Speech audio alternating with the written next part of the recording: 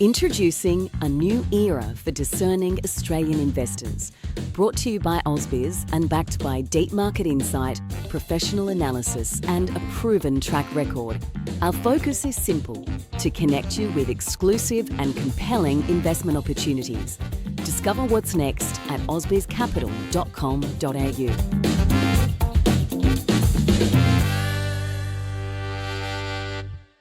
This program is brought to you by LGT Crestone, local private wealth expertise backed by the stability of a global presence.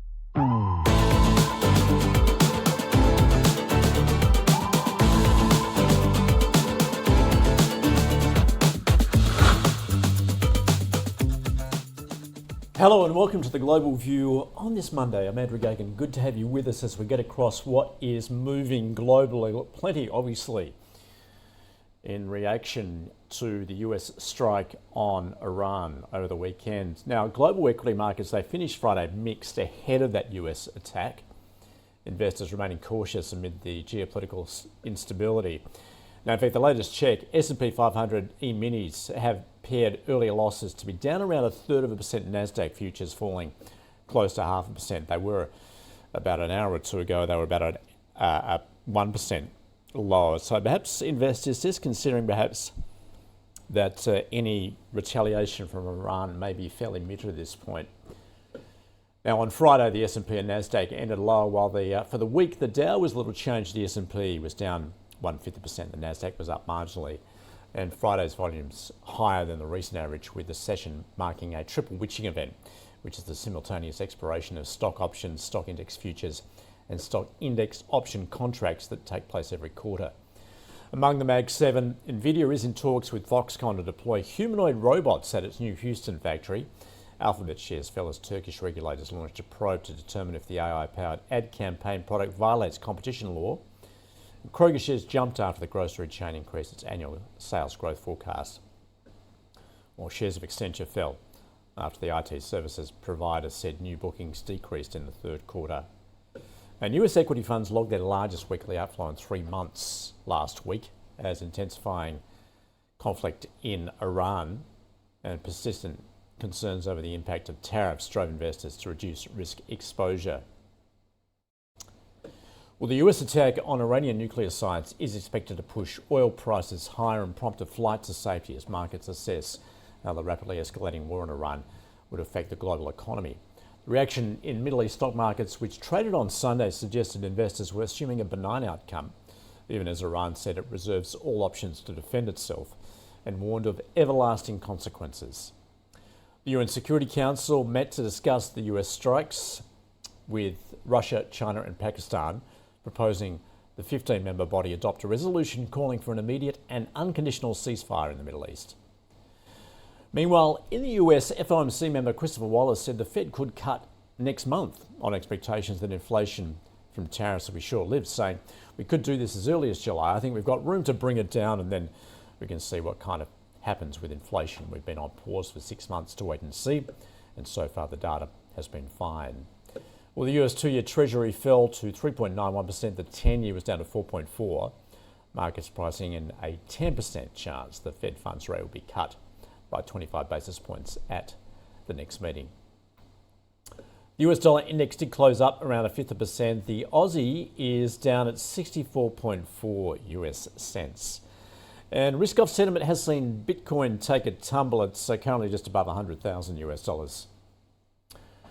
Well, Iran's parliament has approved to move to close the Strait of Hormuz. Nearly a quarter of global oil shipments pass through that strait that Iran shares with Oman and the United Arab Emirates. Ahead of the US military action, Brent crude futures fell around 2.3%.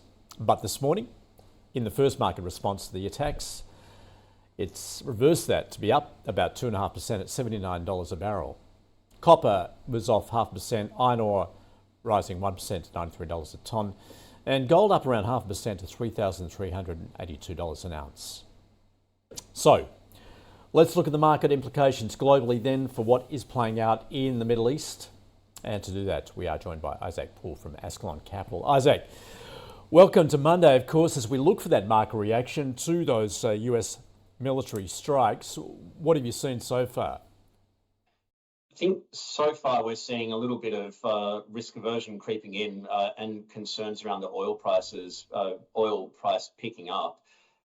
And that, I think, will be a little bit of a trend, at least in the near term. It is really difficult to price out the different scenarios here. And I think after the strike over the weekend, the tail risks, if you like, are fattening up, and that is negative tail risks in particular. And what everyone is watching at the moment is news around the Strait of Hormuz and whether or not there will be movement to try and close that, either through military action or jamming GPS, because it will have an immediate and painful impact on oil prices if that goes ahead. Yeah, and obviously if that were to be the case, difficult to know how long that would be sustained for, but clearly that would be inflationary.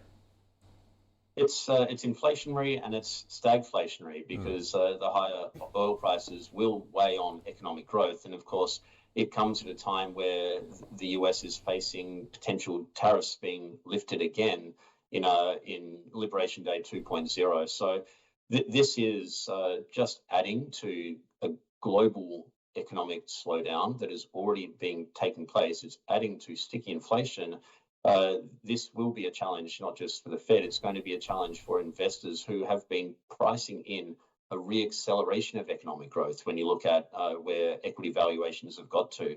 So right now, I think the downside risks have really picked up and evidently equity markets are struggling to price that in, but I think we're going to see that across gold. I think we're going to see that across oil and the US dollar and US treasuries.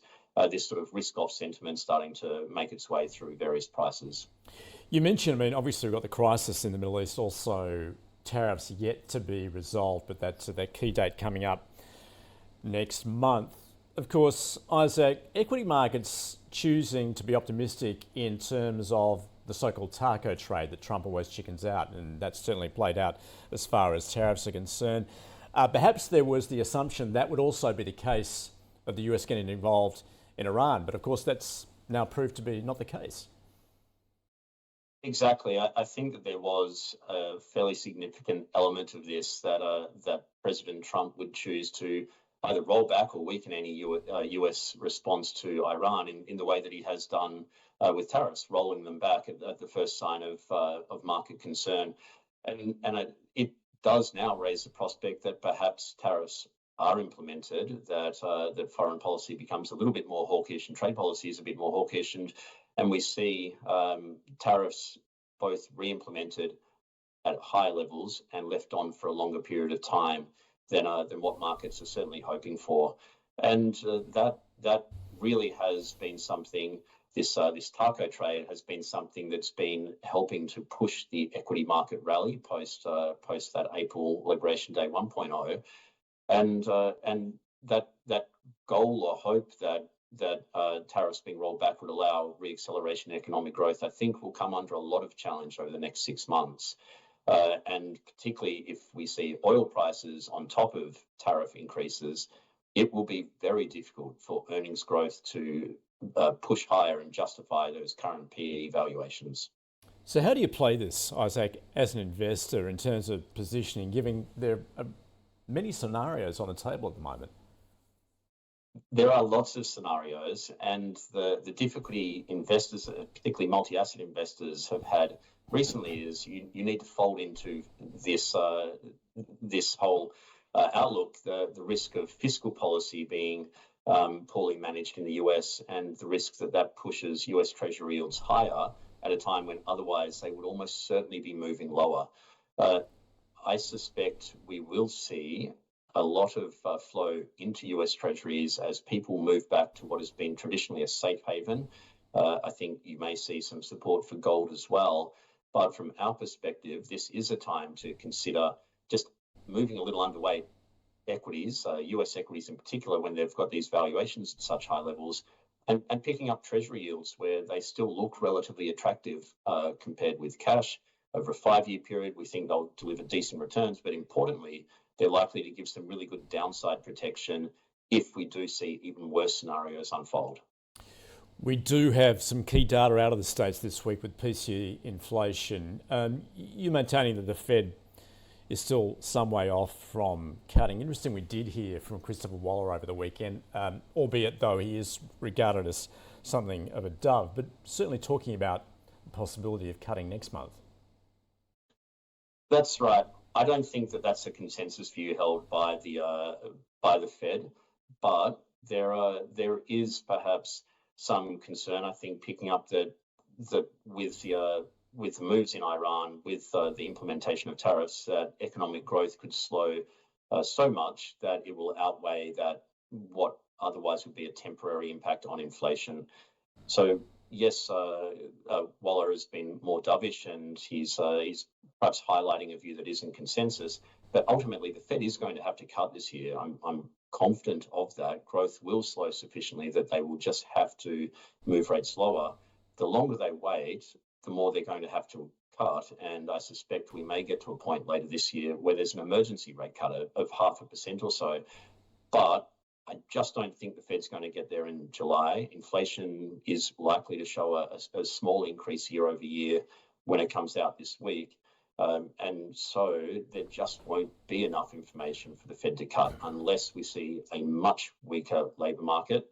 And the numbers have been suggesting that there's still a fair amount of resilience in the US labour market at the moment. Isaac, of course, the question of US exceptionalism remaining at the moment. I was pointing out there earlier that US equity funds logged their largest weekly outflows in 3 months last week. Is there expectation we're going to see continued capital outflows? I think we will see that at the very least at the margin. Again, just from a relative valuation perspective, the US looks somewhat less attractive than other parts of the world, but it really is at the epicenter of the tariff issues, which I think will see fundamentals weaken as well. And the fact that global investors had got so overweight the US, we are seeing some rebalancing there, and I suspect we'll continue to see that at least over the next couple of quarters or so. I think it's important to highlight, it doesn't mean that we need to see a material drawdown in US equity prices or a prolonged drawdown in US equity prices. I think investors are just waking up to the prospect of returns that are perhaps half of what they'd seen over the last 3 to 5 years in the US. And they're looking to make their capital work a bit harder by rebalancing to other countries with slightly better relative valuations. Isaac, great to get across what you see as moving markets at the moment. Thanks for joining us from Ascalon. Thanks, Andrea.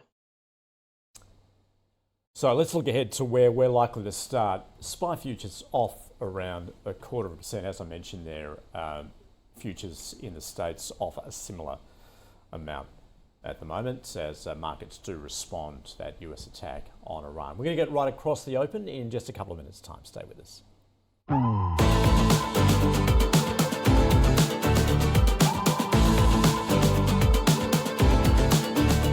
This program was brought to you by LGT Crestone, local private wealth expertise backed by the stability of a global presence.